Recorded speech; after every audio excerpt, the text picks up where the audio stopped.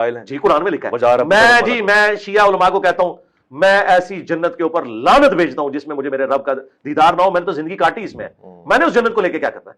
یہ ردی کی ٹوکری میں ان کا عقیدہ پھینکنا چاہیے جو یہ کہتے ہیں کہ دیدار نہیں. وہ فرماتے ہیں کہ میں اس جنت پہ لعنت بھیجتا ہوں جس جنت میں خدا کو دیکھوں نہ. نہیں توجہ فرمایا آپ نے.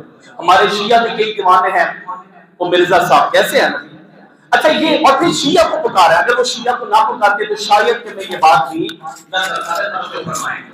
وہ کہتے ہیں کہ میں کوئی ایسے شیعہ کو ایسے لوگوں کو نہیں مانتا جو کہتے ہیں کہ خدا نظر نہیں آتا. ذرا سننا, یہ اس نے کہا مرزا نے کہا اب میرا حق بنتا ہے میں اپنی شیعت کی وکالت کروں, میں جواب دوں, کیونکہ میں تو جواب علمی دوں گا.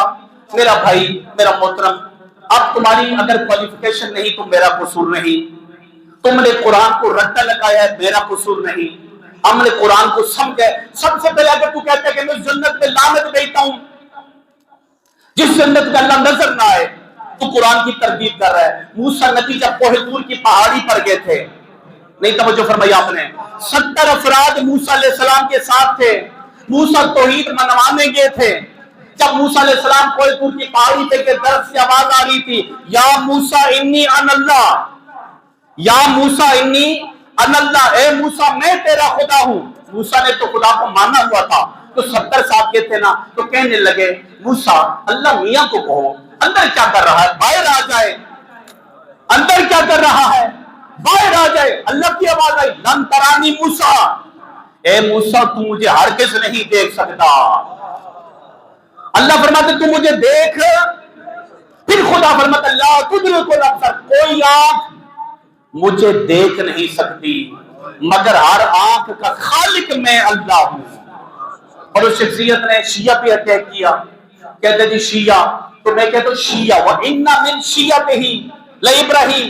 اللہ نے کیا فرمایا تھا, ابراہیم شیعوں میں سے ہے. اگر توجہ فرمائیں تو جو شیعہ پہ اٹیک کرتا ہے اس کا مطلب ہے وہ حضرت ابراہیم پہ اٹیک کرتا ہے.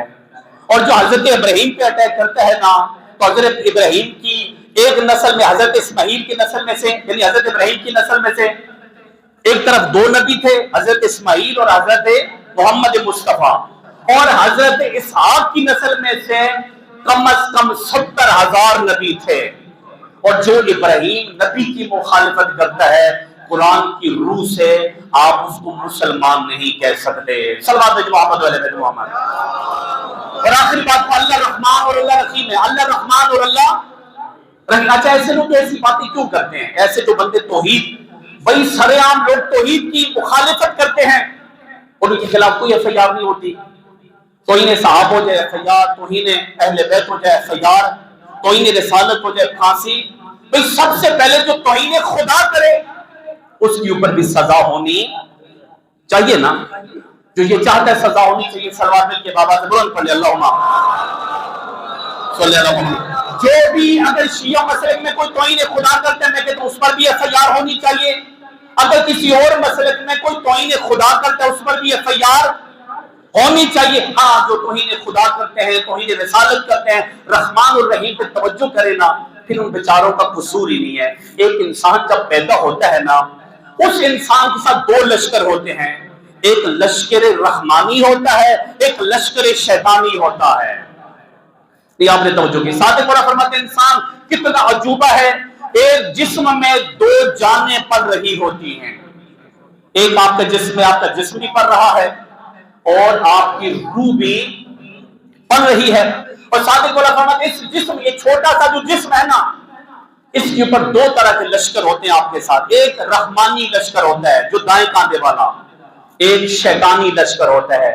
رحمانی لشکر یہ کہتا ہے یہ بندہ اللہ کا بندہ بن جائے. شیطانی لشکر کہتا ہے یہ اللہ کا بندہ نہ بنے, یہ شیطان کا بندہ بنے. نماز پڑھتے ہیں نا, تو شیطان کہتے ہیں کیوں یہ نماز پڑھتا ہے, وہ چاہتا ہے کہ ایسا کام ہو اس کی نماز باطل ہو جائے. اور اب آپ تک اللہ نے آپ کو عقل دی ہے, اب آپ کا فیصلہ ہے کہ آپ رحمان کے لشکر میں ہونا چاہتے ہیں یا شیطان کے لشکر میں ہونا چاہتے ہیں.